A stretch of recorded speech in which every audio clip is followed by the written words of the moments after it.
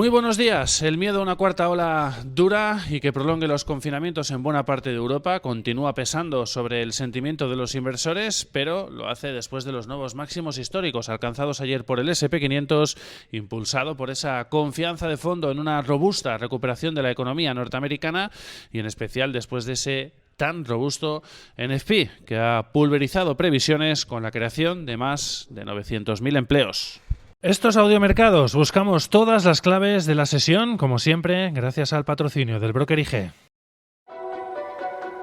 Si mantienes la cabeza en su sitio,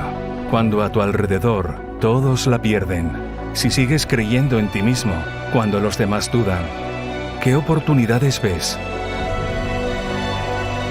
Si te encuentras con el triunfo y el fracaso,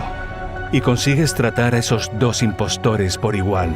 si eres capaz de ver la oportunidad, el mundo del trading es para ti.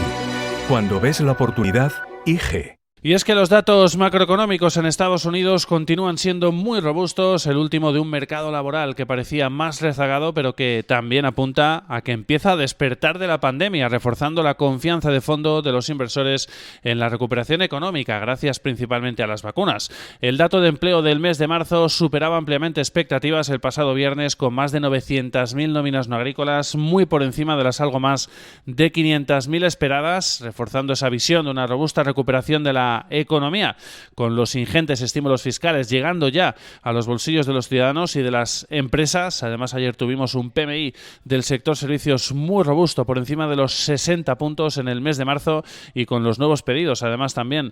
para el sector, tocando nuevo récord, reforzando esa visión de una robusta recuperación de la economía, como decíamos, aunque al mismo tiempo aumentando la presión, por el lado contrario, sobre la Reserva Federal, sobre el Banco Central del país. Y es que la fortaleza en el mercado de trabajo quitaría la razón a Jerome Powell, al presidente de la Fed, en el argumento, uno de ellos, que había utilizado recientemente para defender que no subirían los tipos o retirarían estímulos monetarios antes de lo esperado, que en su opinión, ese es el argumento que había utilizado, la recuperación para el empleo estaba siendo a un ritmo mucho más lento. Esta semana, de hecho, buena parte del foco estará en mensajes del presidente de la Fed, que va a ofrecer este jueves en el encuentro de primavera, en la reunión de primavera del Fondo Monetario Internacional. También en la segunda parte, en este caso, la actualización de previsiones económicas que va a realizar el organismo que preside Katerina Georgieva, que ya avanzó la semana pasada, van a ser mejoradas gracias a los estímulos y a las vacunas. A la espera de estos mensajes hemos tenido de Jerome Powell, hemos tenido los de Janet Yellen, la secretaria del Tesoro,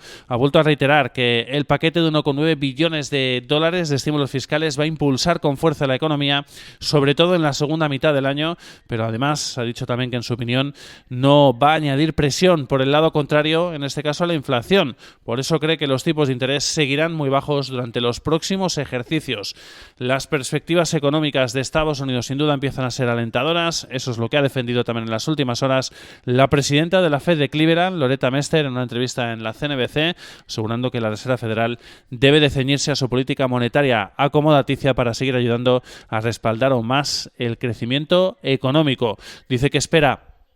una segunda mitad del año muy fuerte para la economía, pero remarca que estamos todavía muy lejos de los objetivos de la política monetaria y en especial del pleno empleo y del objetivo del 2% de inflación. Dice que es muy agradable ver un informe de empleo que muestra 916.000 nuevos puestos de trabajo, como ha sido el del mes de marzo, pero ha dicho que, pese a que es la mayor cantidad en 7 meses, la economía sigue estando casi 8,5 millones de puestos de trabajo por debajo de los niveles de antes de la pandemia, es decir, de los niveles de febrero de 2020. Como decíamos, aquí en Europa preocupa, evidentemente, pues ese repunte de contagios que seguimos viendo en los principales países, con todavía un ritmo de vacunación insuficiente y con medidas de confinamiento que, como ya hemos visto en Francia, en Alemania o en Italia, de momento se siguen prolongando y siguen lógicamente generando temor a que haya un nuevo golpe sobre la economía, lo que evidentemente sigue generando preocupación, una recuperación económica que va desde luego a un ritmo bastante más lento al que estamos viendo para la economía norteamericana.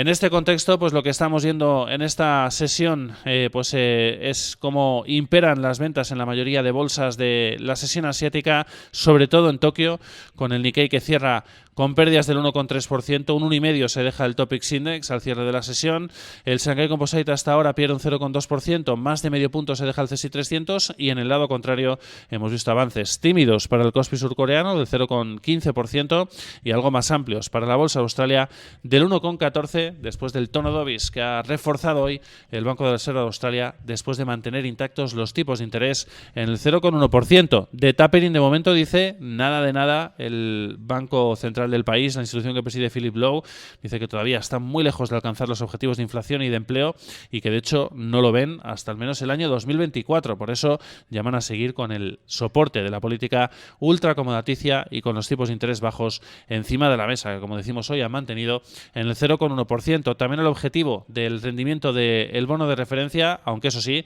han abierto la puerta a cambiarlo, a modificarlo a finales de este año 2021. Como decimos, tono mixto en la sesión asiática, aunque han imperado sobre todo los números negativos, en especial para Tokio. En cuanto a las bolsas europeas, de momento a lo que apuntan es a subidas, a rebotes en la apertura de la jornada, en este caso de entre 4 y 8 décimas para los principales indicadores en una jornada en la que esperamos referencias como el paro registrado de España, tasa de desempleo en Italia y la zona euro y confianza del inversor Sentix en la eurozona, junto a subasta de deuda por parte del Tesoro Público francés. Como decimos, rebotes para las bolsas europeas, pues ya que están acumulando los futuros también los movimientos del día de ayer, después de ese máximo histórico con el que consiguió cerrar el S&P 500 por encima de los 4.000 puntos por segunda sesión consecutiva. De momento, subidas para los futuros europeos a menos de una hora del inicio de la jornada. En el plano corporativo, varios apuntes. Mega contrato importante el que se ha adjudicado Ferrovial, la compañía española en Estados Unidos, en concreto la ampliación de la autopista I-35 ubicada en San Antonio, en Texas, a través de un consorcio liderado por sus filiales en el país. El valor de contrato es de $1.500 millones, unos 1.273 millones de euros. Se lo ha adjudicado el Departamento de Transporte de Texas. Es un tramo de más de 15 kilómetros de largo de dicha autopista. Otra noticia, en este caso en España, también otro apunte. Acciona ha firmado un contrato para suministrar energía renovable a largo plazo a Movistar Chile, en un acuerdo del que no han trascendido los detalles financieros. Y en Europa, sobre todo, destaca hoy el anuncio que ha realizado Credit Suisse, en este caso relativo a las pérdidas abultadísimas que va a asumir como consecuencia del escándalo en Archegos Capital, de la caída de Archegos Capital, y que además le lleva a recortar el dividendo y a suspender el programa de recompra de acciones, además con la salida de varios de sus altos ejecutivos por este escándalo. En concreto, va a perder en el primer trimestre del año unos 900 millones de francos suizos después de asumir pérdidas por el caso de Archegos de hasta 4.400 millones de francos suizos. También suspende su programa de recompra de acciones, como decíamos, y recorta el dividendo hasta los 0,10 francos suizos por acción. Y otra noticia que nos llega en Europa también, el ministro de Finanzas de Francia ha confirmado que habrá más ayudas estatales para Air France, la aerolínea, uno de los sectores más dañados por la pandemia, otros 3.000 millones de euros. Al mismo tiempo, la Comisión Europea ha anunciado también en este caso que aprueba ese plan de rescate para la aerolínea francesa, con ayudas estatales, plan de rescate que asciende en total a 4.000 millones de euros. Y al otro lado del Atlántico, de momento los futuros de Wall Street, pues después de esos nuevos máximos históricos alcanzados ayer para el S&P 500, vienen pues con caídas de entre 1 y 2 décimas para los principales indicadores, una jornada en la que esperamos poquitas referencias macroeconómicas, el habitual Redbook semanal de ventas minoristas, la encuesta JOLTS de puestos de trabajo y en este caso también subasta de deuda. Feliz sesión.